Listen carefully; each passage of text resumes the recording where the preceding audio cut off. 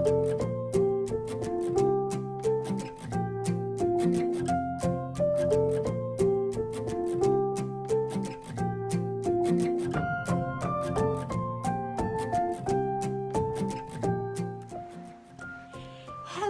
everybody.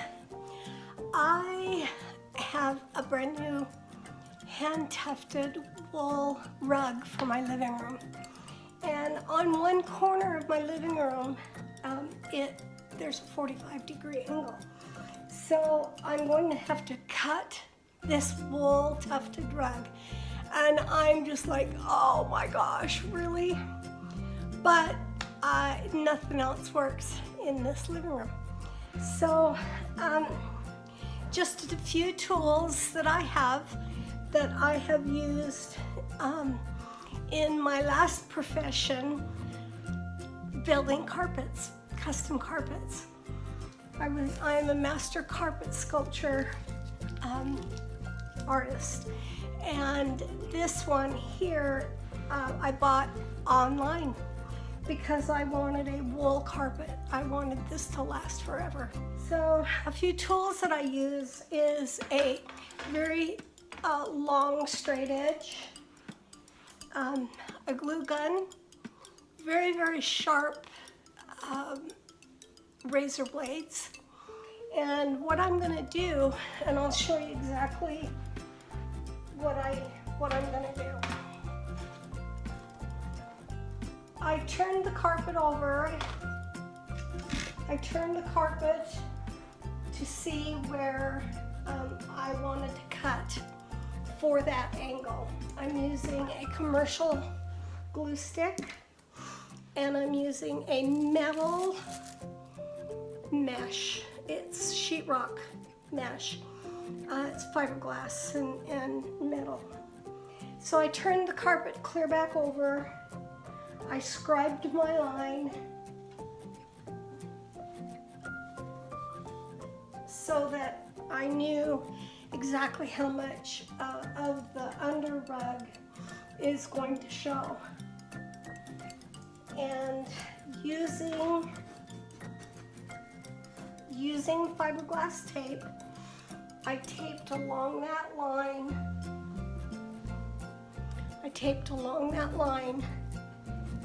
And then hot glued it. And as I was hot gluing it, I used a very high temp glue gun and a metal scraper, so that I'm getting over the edge of where I want the edge of the carpet to be. And the reason I'm doing that is because wool has a tendency to run. If you hit a fiber and pull it, it might run the entire length. When that glue is dry, I took a very sharp, brand new razor and my straight edge, holding the straight edge down, I cut that angle. After the angle was cut, this is the piece that was left over. That's the piece that was right there. And I'm going to keep this. I'm going to bind this, carpet binding this, and I'm going to put it in front of my fireplace.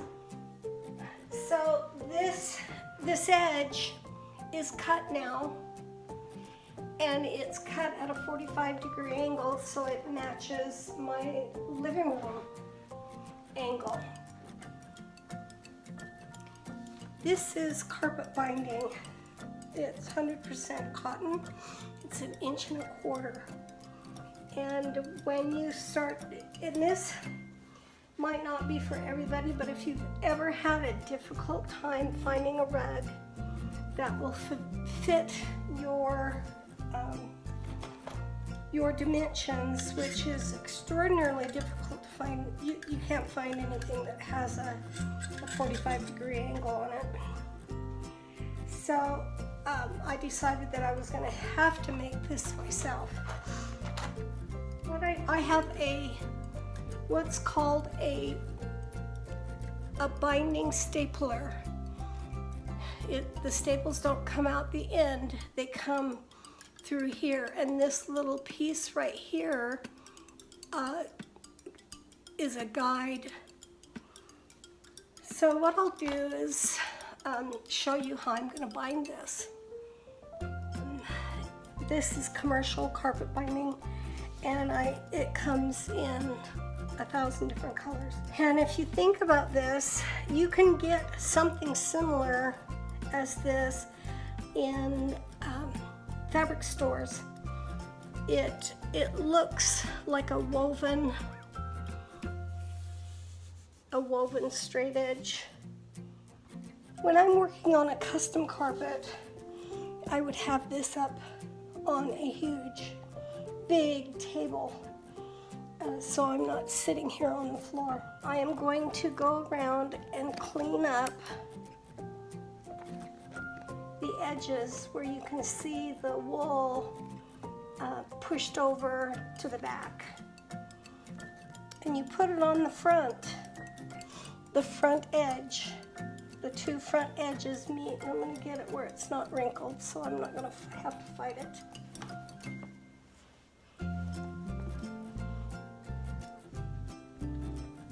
So the two edges meet. You can see where the two edges meet. As you're stapling along this edge, you can see the reasoning behind this. This will then roll over and glue, hot glue on the back. The staples, as I staple them, need to be butt tight to each other. I've changed colors. I didn't like that blue. It showed up too much, and the whole purpose of binding something is that it won't show up. That what they're trying to do is see as little of the binding as possible once you turn it over and glue it down. This is the main entryway to the living room. I want to make sure that this binding is going to be sturdy, and people's heel won't catch on it and rip it off. But you can see how the carpet and the binding goes through the mouth of the stapler.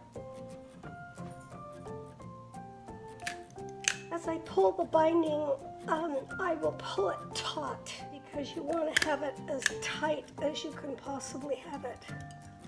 So you can see that staple did not hook in. So I have to make sure I go back and test every staple to see that they are turned over and holding properly. And I will turn this over and use a hammer to make sure that we have no staple ends sticking out.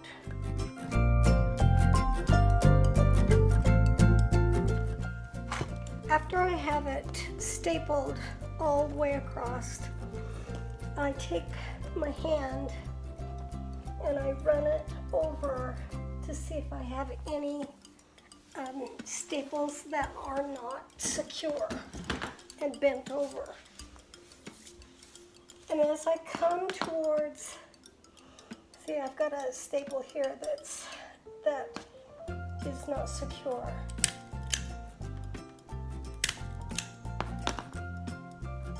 As I come to the end here,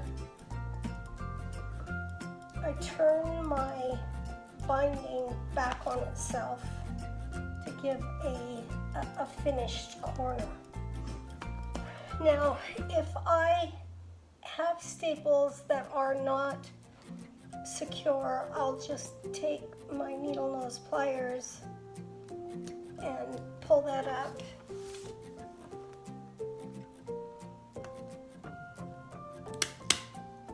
And and restaple that area. Run my fingers along there to make sure that staples are secure. I take a hammer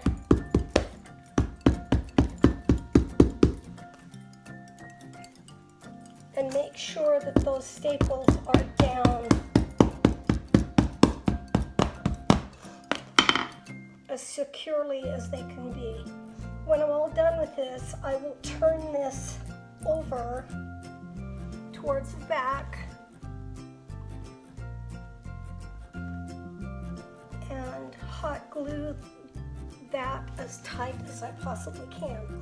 When they have their binding turned over, it's supposed to be as small as possible. Now remember, you can do this with any rug. After I have made sure that my staples are all down and very secure, I turn the carpet over,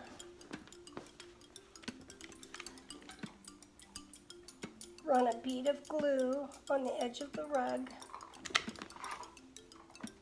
and pull the binding over taut.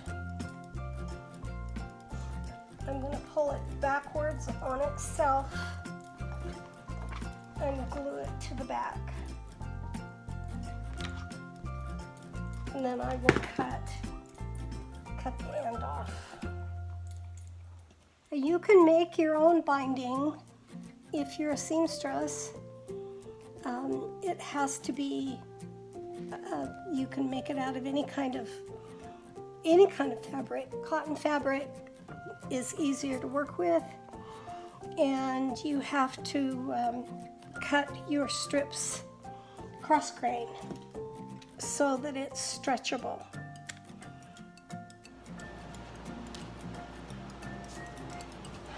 With the carpet bound now at the 45-degree angle that I needed for this particular floor, I have this nice little leftover that I'm going to bind, and I'm going to put it in front of the fireplace. We've had accidents before with logs rolling out of the fireplace, and so I want to make sure that nothing happens to this rug. So I'm going to use a cautionary measure and bind this and put it in the fireplace. That's how you bind a carpet. And I will add some of my pieces that I've done over the years. Thanks much. Love ya. Bye.